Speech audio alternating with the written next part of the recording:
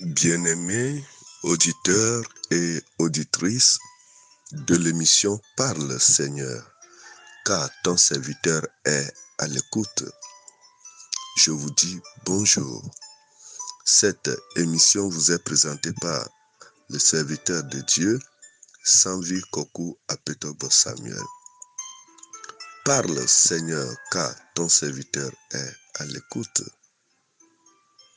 Nous serons toujours à l'écoute parce que Dieu a quelque chose à nous donner. Celui qui veut entendre Dieu parler doit être à l'écoute.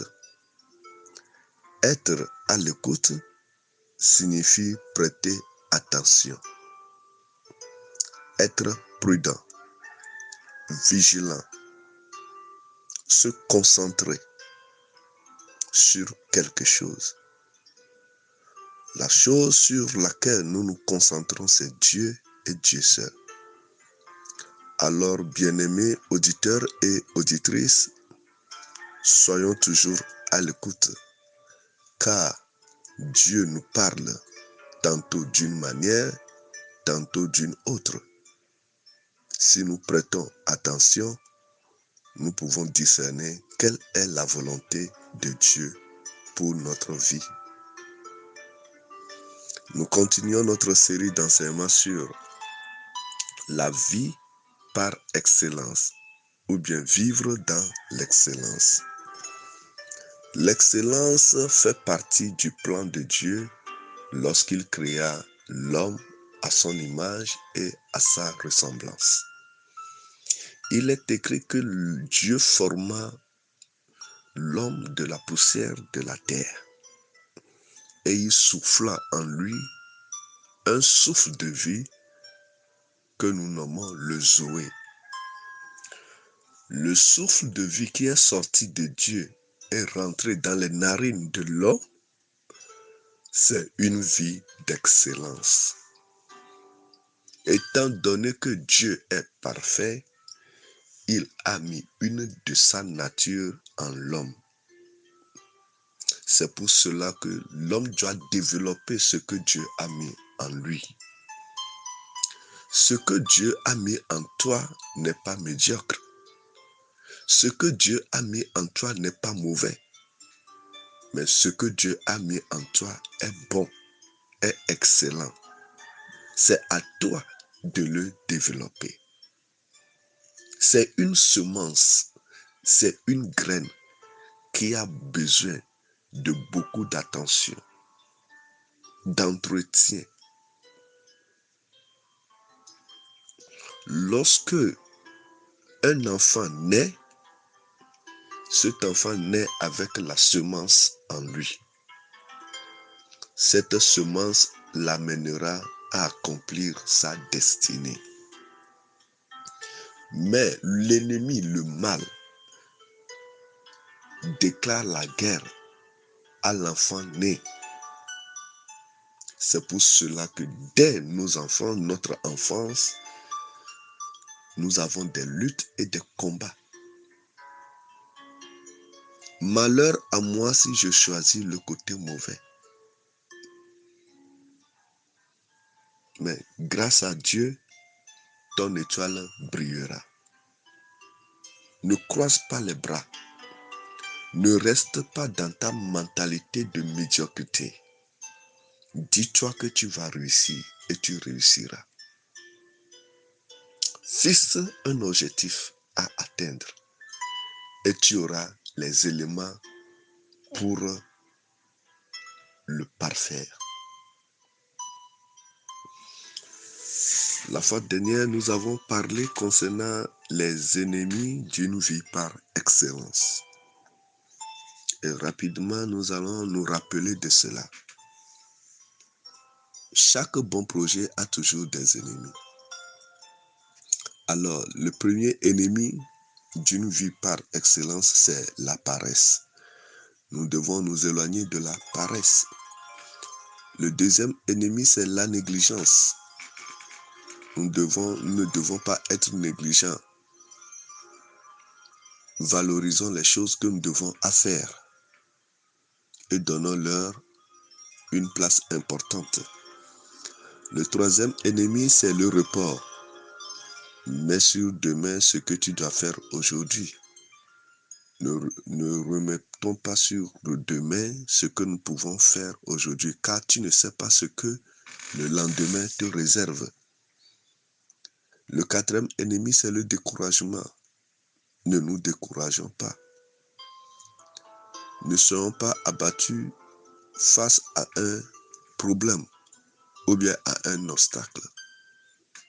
Si tu as une montagne qui se pointe devant toi, si tu n'as pas la force de la briser, tu peux avoir la force de la surmonter. Si tu n'as pas la force de la surmonter, au moins tu peux avoir la force de la contourner. Mais ne fais jamais demi-tour devant un obstacle. Alors, aujourd'hui, nous allons continuer avec le cinquième ennemi, qui est les plaintes. Les plaintes.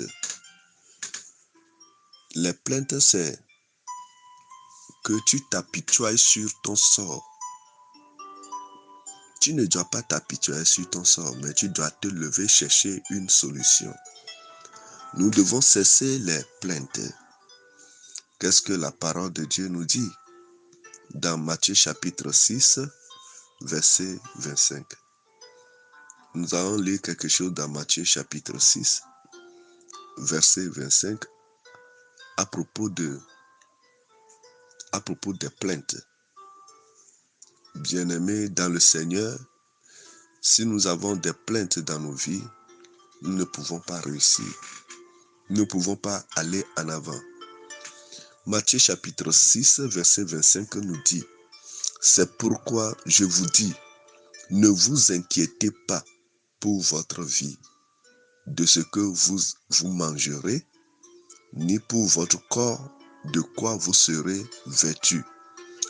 La vie n'est-elle pas plus que la nourriture et le corps plus que le vêtement? » Nous allons relire cela. Matthieu chapitre 6, verset 25. Ne vous inquiétez pas pour votre vie, de ce que vous mangerez, ni pour votre corps, de quoi vous serez vêtus. La vie n'est-elle pas plus que la nourriture et le corps plus que le vêtement? Le verset 26 nous pousse à la foi. Le verset 26 nous dit, « Regardez les oiseaux du ciel, ils ne sèment ni ne moissonnent, et ils n'amassent rien dans les greniers. Et votre Père céleste, qui est Dieu, les nourrit. Ne valez-vous pas beaucoup plus qu'eux? Qui de vous, par ses inquiétudes, peut ajouter une coudée à la durée de sa vie?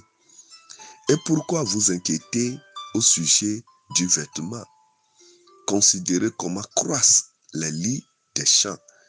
Ils ne travaillent ni ne filent. Cependant, je vous dis que Salomon même, dans toute sa gloire, n'a pas été vêtu comme l'un d'eux. Si Dieu revêt ainsi l'herbe des champs qui existe aujourd'hui et qui demain sera jetée au four, ne vous vêtira-t-il pas à plus forte raison, gens de peu de foi? Ne vous inquiétez donc point et ne dites pas, que mangerons-nous, que boirons-nous, de quoi serons-nous vêtus? Car toutes ces choses, ce sont les païens qui les recherchent. Votre Père céleste sait que vous en avez besoin. Oh, bien-aimés auditeurs et auditrices, j'aimerais que nous tous nous puissions méditer ces précieuses paroles de l'évangile de Matthieu chapitre 6, verset 25 en allant. Ce sont des paroles qui vont nous pousser en avant à se contrôler, à ne pas se donner aux plaintes. Lorsque tu te plains, tu ne feras aucun effort.